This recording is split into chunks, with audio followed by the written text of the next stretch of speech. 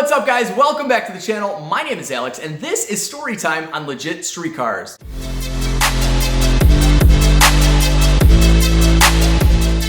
Alright, so I'll admit I don't know exactly what to call these videos where I tell you guys cool car stories of my automotive past.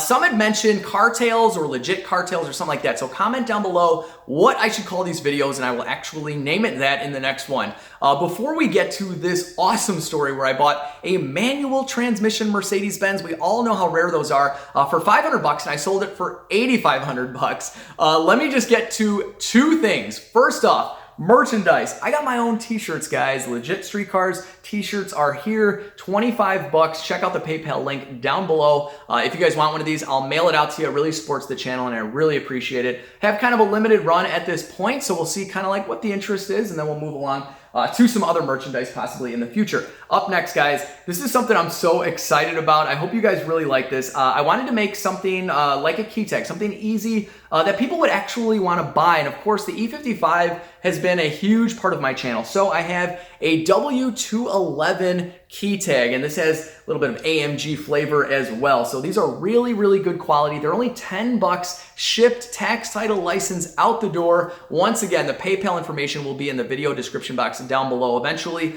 I'll have a website going on, but for now, just PayPal me. As soon as that goes through, I will ship it out the very, very next day. So I hope you guys really like this. This obviously works for anybody, but the E55, E63 crowd, I think, would really appreciate something like this. And if you're not too familiar, the 211, the W211 is just the chassis for the 03 to 09 E-Class, at least in the States. So anyway, hope you guys really like the merch. I had to buy 500 of these things.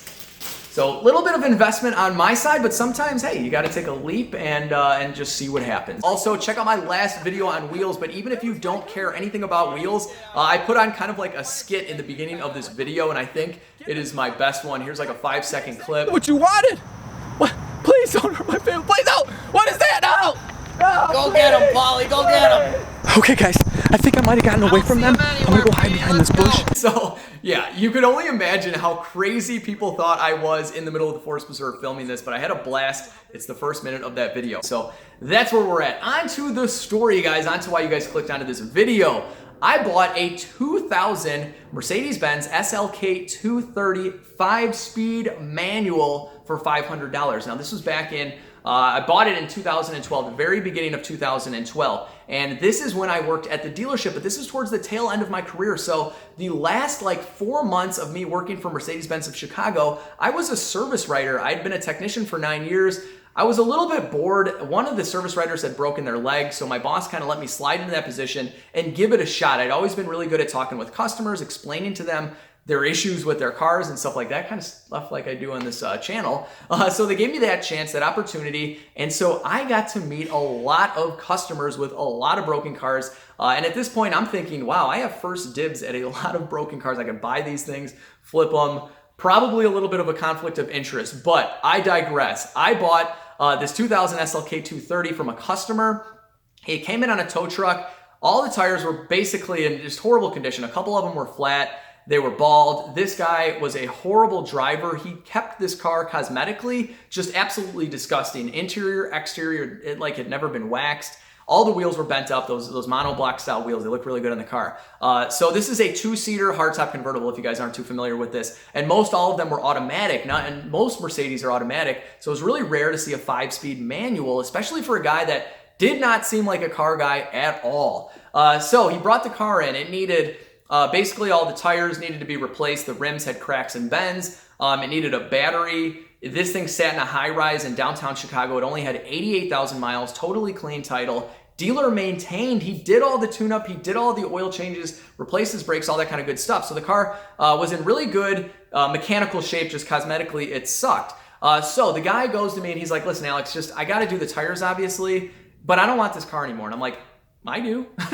I want this car. So I'm like, well, let me know what you want for it and we'll work out a deal. So he's like, all right, I'll email you later and we'll figure out. He never did. Now, this guy was a little uppity. He was a little fast-paced. His license, this is a picture of the car at the dealership before I bought it. His license plates were investor. I don't know what this guy was into. This was 2011 at this point. So it was a few years after the crash. You know, he figured he might be doing okay, but I don't think he was. So he never gets back to me. I email him. I'm like, hey, what's up with the car? And he's like, hey, listen, I don't have the title. I'm like, okay, you got to find it? No. He took out a loan on the title. He had the title, and then he went and took out a loan. And you guys know, like, title loans are bad. You're not in good shape if you're taking out a title loan on a car that's worth, well, I sold it for $8,500 in good condition. So I'm like, okay.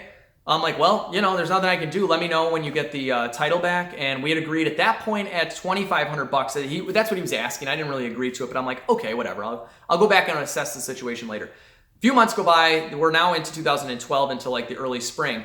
And I email him again. I'm like, hey, what's the deal? And he's like, you know what? I just paid it off and I got my title back and it's in my name and that's it. No BS. I'm like, great. I'm going down there. I bring a jumper pack. He said it hasn't ran since the last time I saw it. It's on all flat tires. And he's like, you should tow it out of here. He's like, and the hard top is stuck. There's something stuck with the hard top. And he's like, you got to tow this car out of there. And I'm like, no.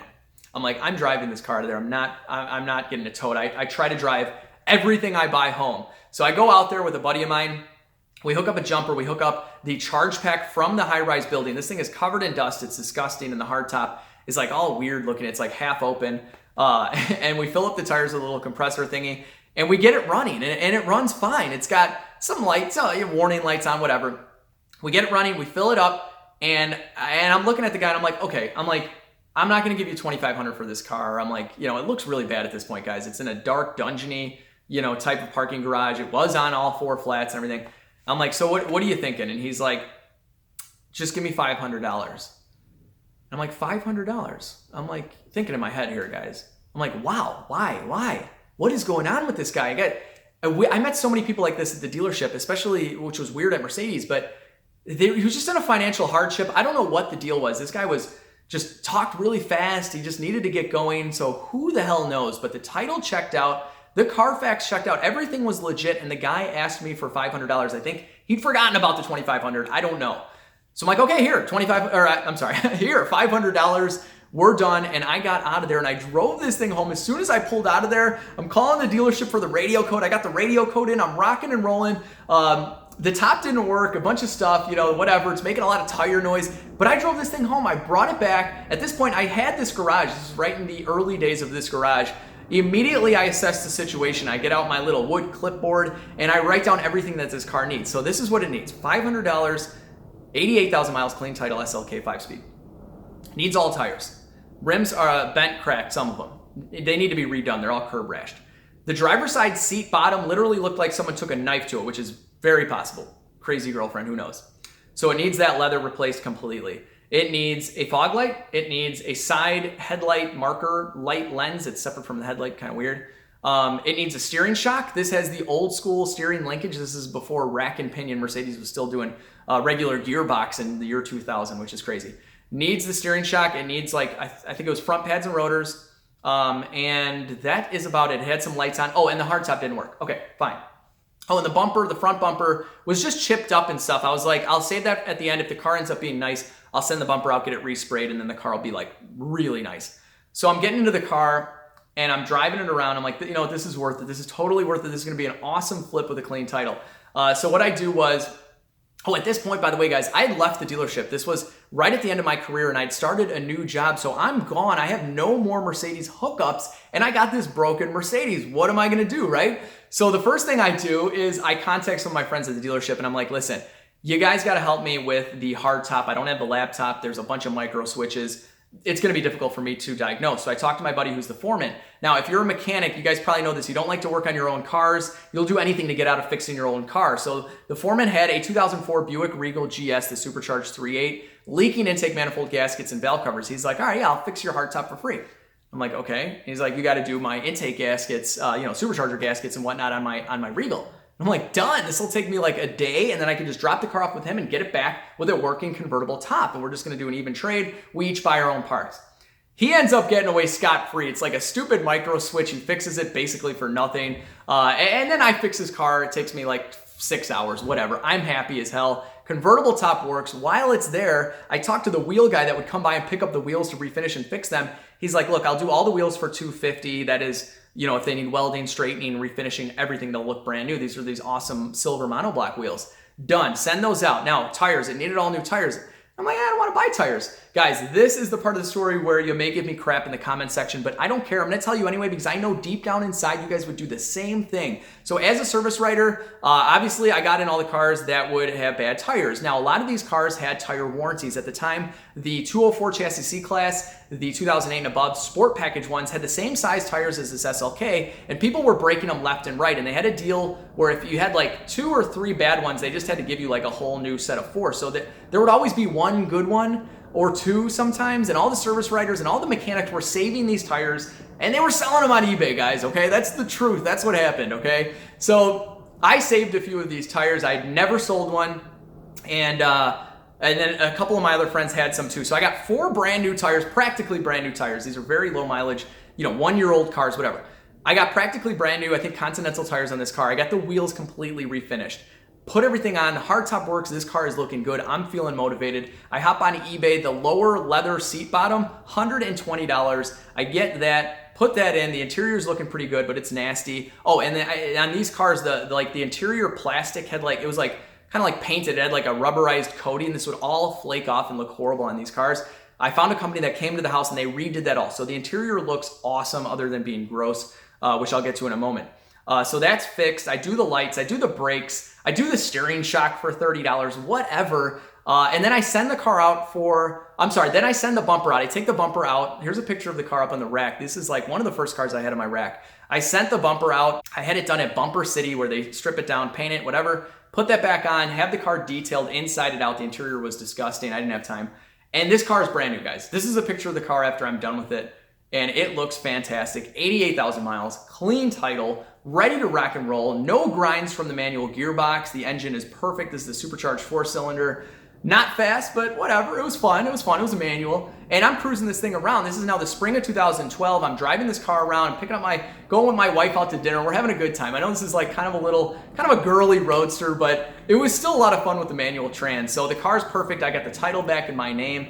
Everything is totally legit and ready to go. So I have the car fixed up. I end up deciding I'm not going to keep this as a forever car. This isn't a car I actually really wanted. Put it up on Craigslist for, I think I put it up for like $9,200. And I ended up selling it to a guy at my new job because I was driving this thing to and from work. I ended up selling it for $8,500. Now, I was looking back at my deposits to figure out, because I didn't remember exactly what I had gotten for the car, and I deposited $8,000, and then I just remembered this. I sold it for $85,000, and I took that $500, and me and my wife just had a blast. Like, we went out to dinner and just kind of blew that money because we were so ahead of the game from flipping this car for such a. I mean, we made like over $7,000 when it was all said and done, fixing it up, including the trading for the work and all that kind of stuff. So $7,000 on a flip.